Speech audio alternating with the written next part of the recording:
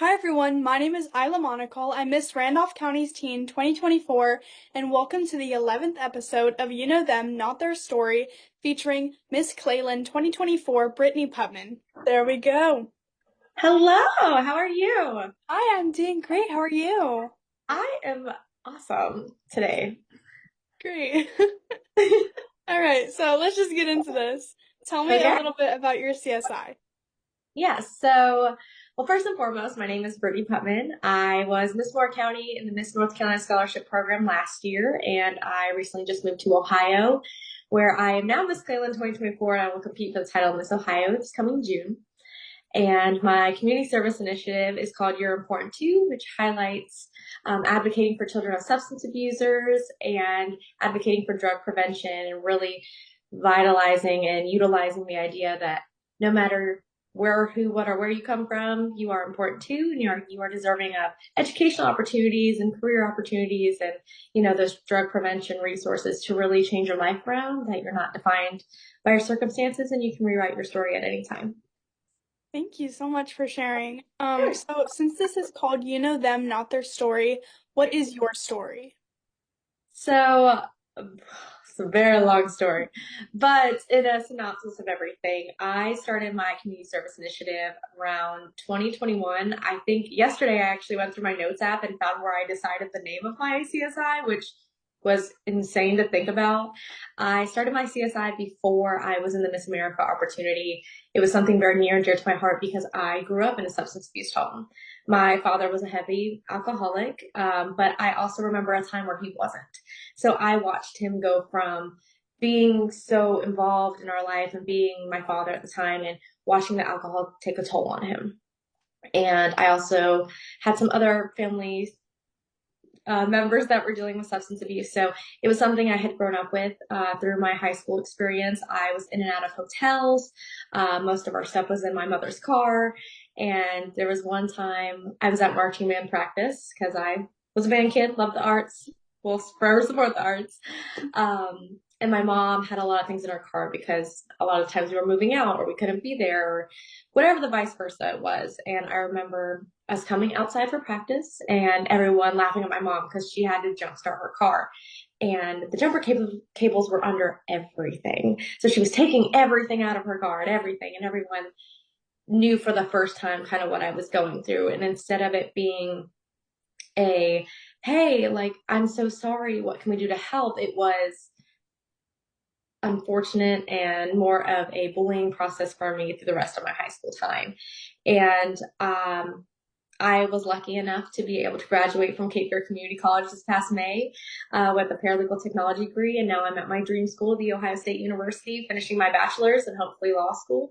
But that was never an opportunity I thought was possible for me growing up in that environment. I never thought I could get post-secondary education, let alone be a successful adult, whether it's through the Miss America opportunity or through college and education, also through what I promote and advocate for, but also as Brittney.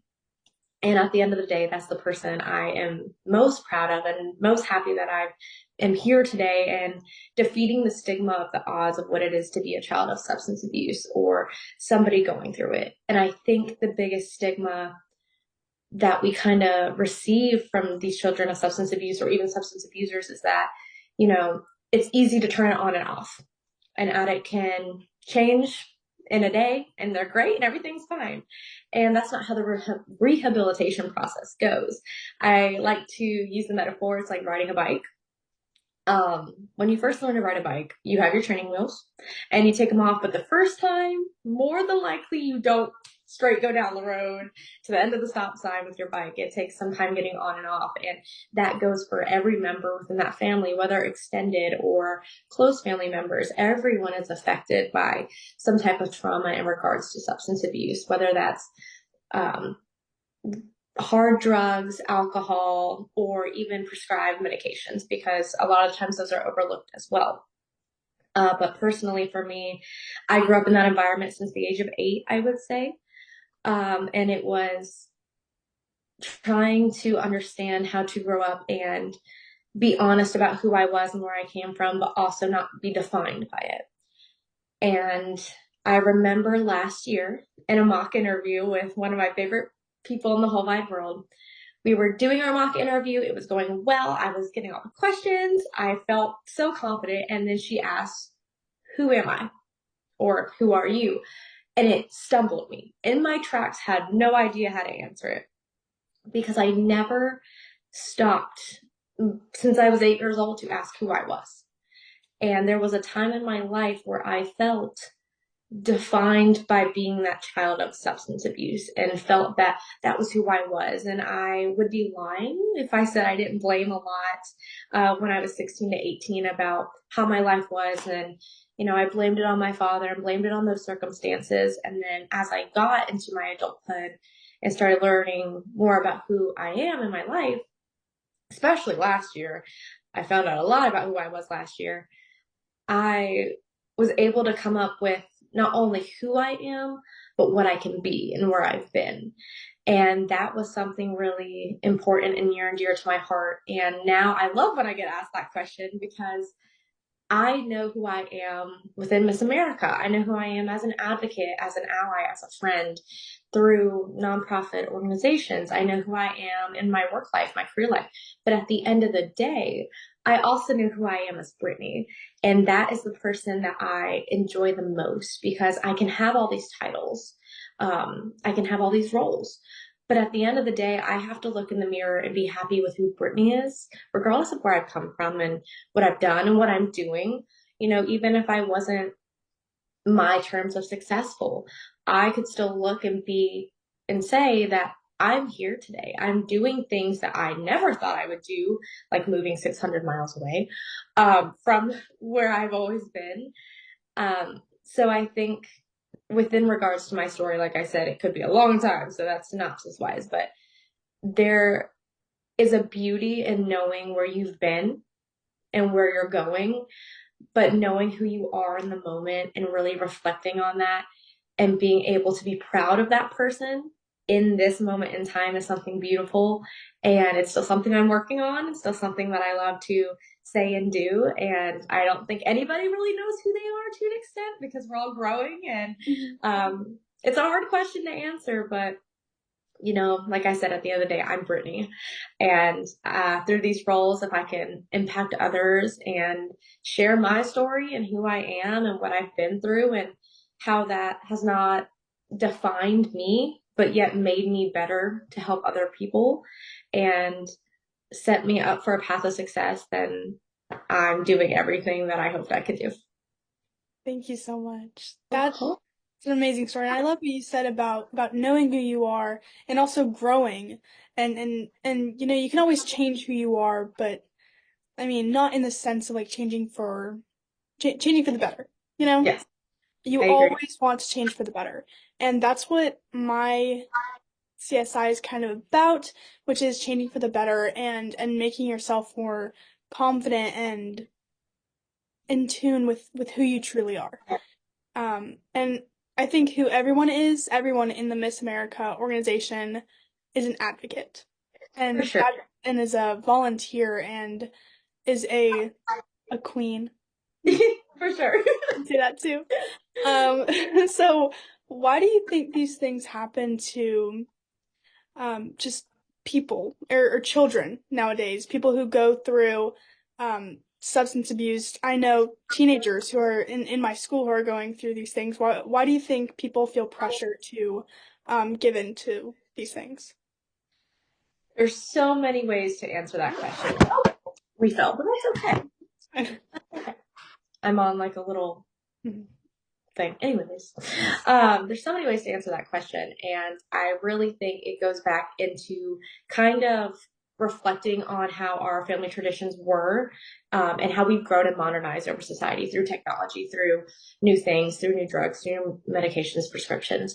And, in regards to children going through it as a sublet and as that family member and in the role that I was, there's a lot of times where there's so much misinformation or information that is so much for a 16-year-old, a 9-year-old, a 3-year-old, an 18-year-old to understand and take in. I remember growing up, and this is a very vulnerable thing for me, but this is who I am and this is what I went through. I remember at 16, I wanted to call the police on my father for an altercation that had happened within our household one night when he was intoxicated. And I remember being told if I called the police, I would never see my mom and dad again, or my brother, who was 11 at the time. And that's scary to hear as a 16-year-old because at 16, we think we rule the world. We think, our lives revolve around everything. We feel everything so impactful. However, hearing that and knowing, you still love your dad, you still love your mom, you still love your uncle, your aunt, your grandma, your grandpa, your brother, your sister, vice versa, yourself. You love those people. And so at the end of the day, I watched my dad from that normal person go into the addiction process. And so it was hard to see because in my mind, I still saw him as the young man and the young dad I looked up to and wanted to be just like when I was young.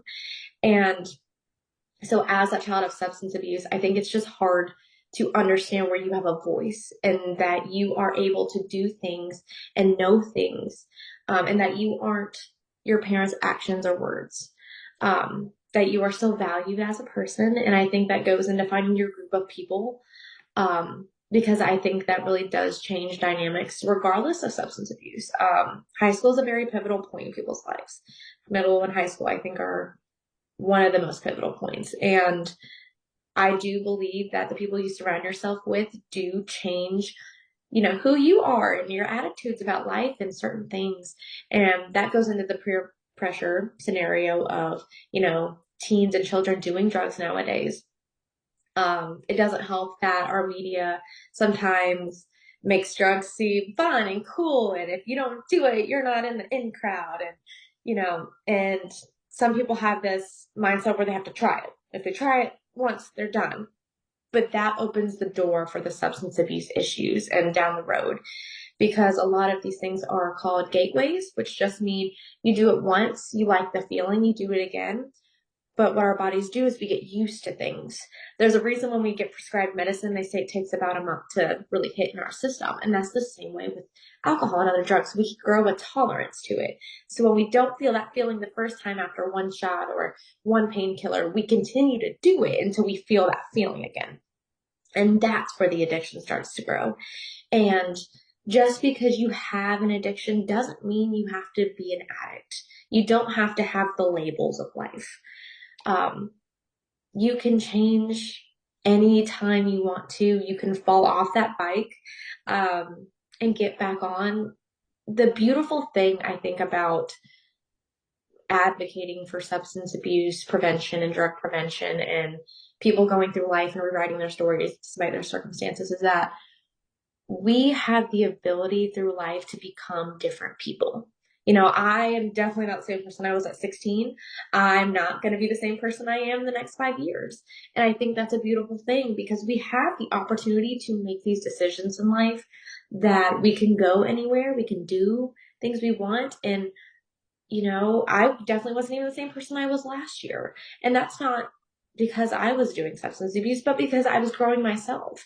And within the past year, I've also seen my father get worse and from a distance and having to learn how to keep those boundaries as an adult to where I still want to be a part of his life, but I also need to utilize my mental health and my ideas to grow as an adult and as a person.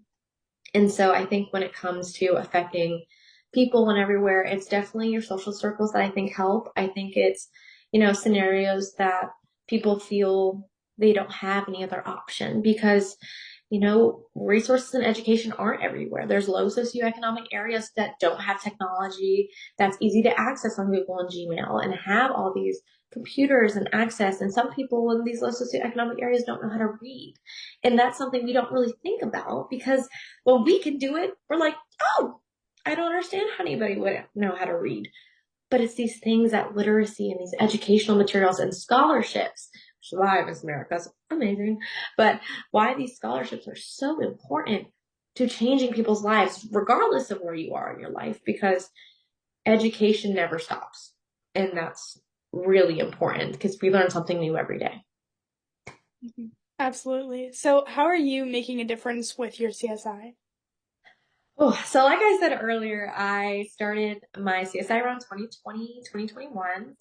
It was always something near and dear to my heart. I knew I wanted to do this something as a career, and I never knew what my place was going to be. Like I said, I didn't know if I was ever going to get post-secondary education. I knew I wanted to be an attorney, but that seemed completely out of reach at the time, which is crazy now looking back at and being where I am now. But I am on that track to be a child advocacy attorney to help juvenile courts and to build legislation on substance abuse and substance misuse within Ohio right now. Ohio, if you don't know, is one of the leading states in opioid overdose, which is very, very unfortunate and why it's very needed now that message is being spread.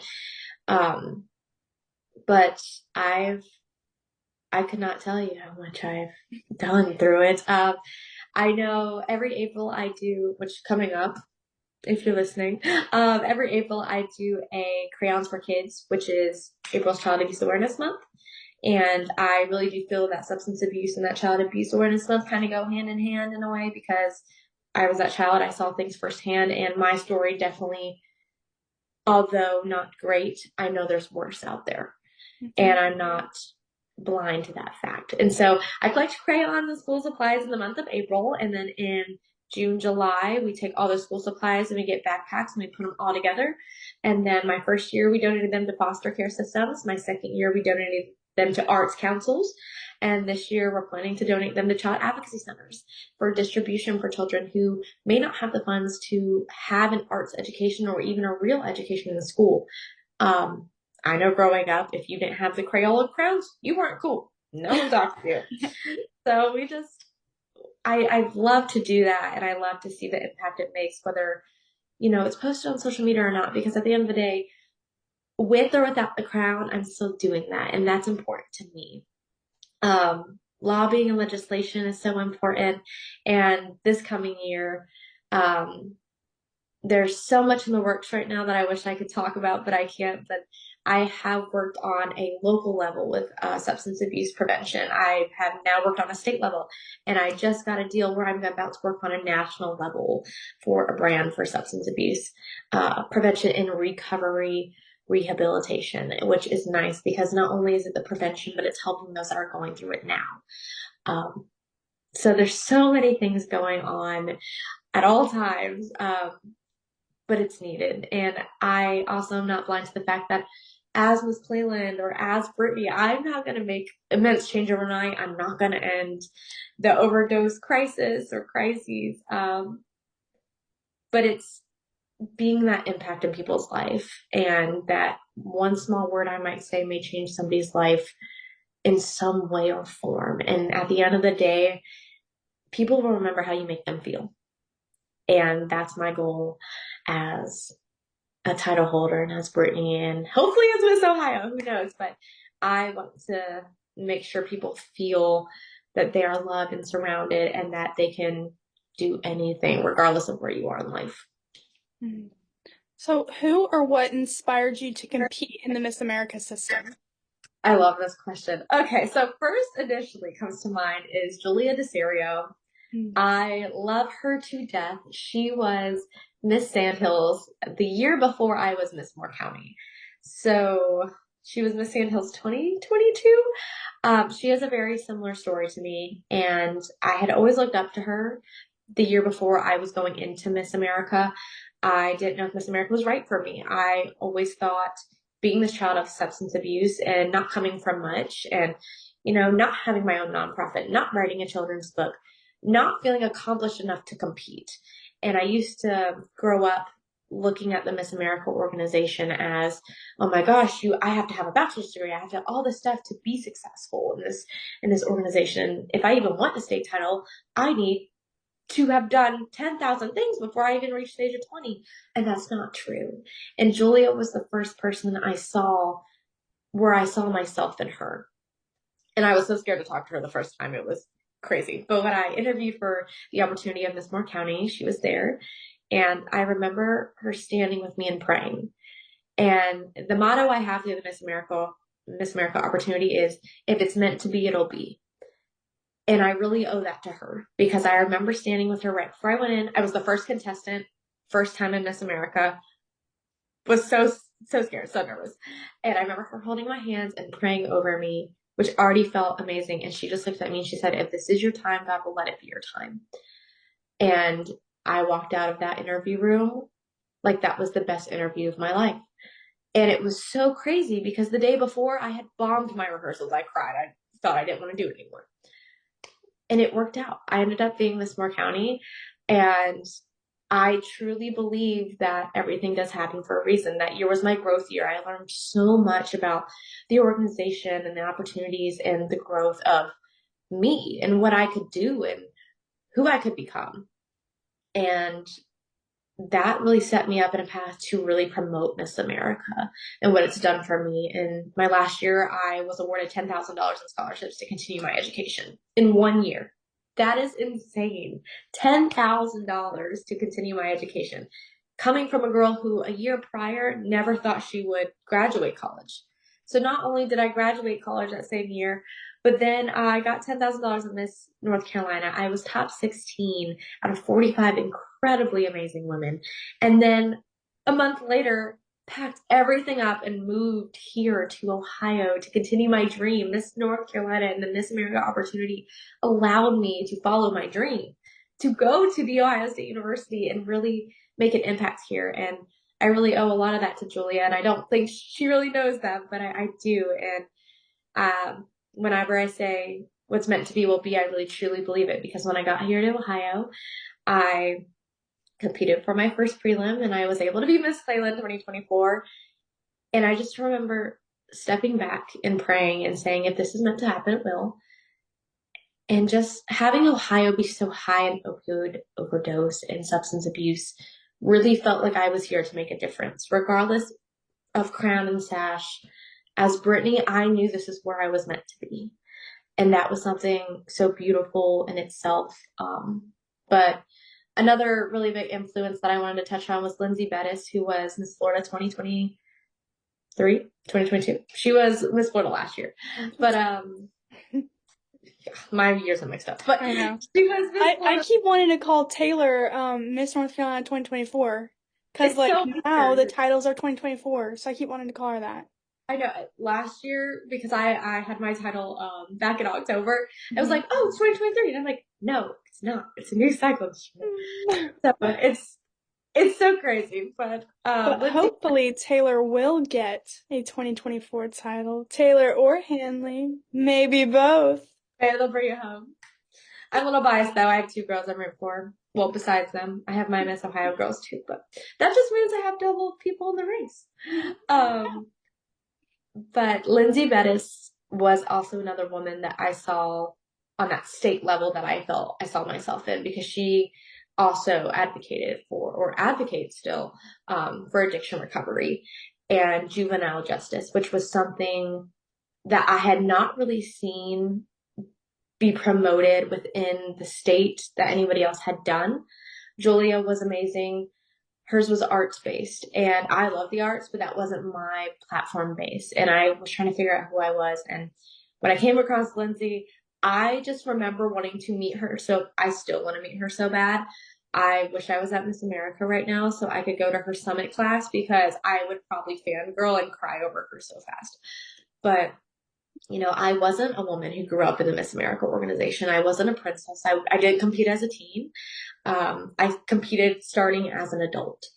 And that's hard to go into when a lot of these women have done it for years and you're afraid of, you might not fit in, you might not be something. And I was so worried about that when I started. And now I look back on it and I just reminisce and laugh and smile, because that was not the purpose of this organization. And now I look at it and I think of you and all the people I met and the people that have inspired me and the people that have said I've inspired them, which makes me insane, because when you look at the people that have inspired you and then you have someone that says you inspired them, you don't see yourself in that light. And I just remember all the teens at Miss Moore County when I was giving up my title were the best people to be around. It was so much fun. And I felt as if, this truly was a family. And that's how I felt at Miss North Carolina. Win, lose, there's no losing in the Miss America opportunity. There's not. You win something every time, whether it's a crown or sash, experiences, new sisters, life lessons, interpersonal skills. You learn and gain something. You win every time at Miss America. Um, and that's just incredible. And I can't wait to see where this year's journey goes and watching all my sisters from Miss North Carolina get their titles and get prepped and me prepping in a whole nother state and just having that circle of people and really focusing on the points of Miss America because they really truly are there every time you look around. The service, the scholarship, the style, the success. The success is what you define it to be. And I think that is the pillar of everything. And I think Miss America is everything and I will promote it to the day I die, but it's done so much for me. And I think women all over the US and now Puerto Rico next year, should try it once. I think you should try it. I think anything in the Miss America opportunity, if you're given the opportunity, say yes. Just try it. If you don't like it, you never have to do it again. But I think it's an incredible experience, especially for those women who never felt seen and never felt that they could be bigger than themselves. And being that woman 2 years ago and being the woman I am today, two different people, but the same goal and the same passion. And at the end of the day, the same Brittney. And I'm so proud of that because of the Miss America opportunity. Thank you so much. Of course. Well, that's all we have for today. Thank you so much for coming on. I'm just wishing you so much good luck when you go to Miss Ohio. When is it? It is June 8th through June 14th. Okay, so that's right before Miss North Carolina. Yes. So maybe I'll be back down. Well, I'll be praying for you during your journey. I just wish you good luck. Thank you. Hopefully you do good. I know you will do good. I know you will just do amazing. I've seen you dance. I've heard you talk. You're a beautiful girl and you're a beautiful dancer, and I'm just really excited for you. Thank you. Of course. I'm so proud of you. When you won, I just remember like looking through social media and being like, oh my gosh, she did it. And it was like a proud mama moment in a weird way. And I think you're gonna do amazing things and you already are doing amazing things. And if you ever need somebody across 600 miles away, I'm always a text or call or a Zoom away from you. So I'm always here. Thank you so much. Of course. All right. Have a Bye. wonderful day. You too.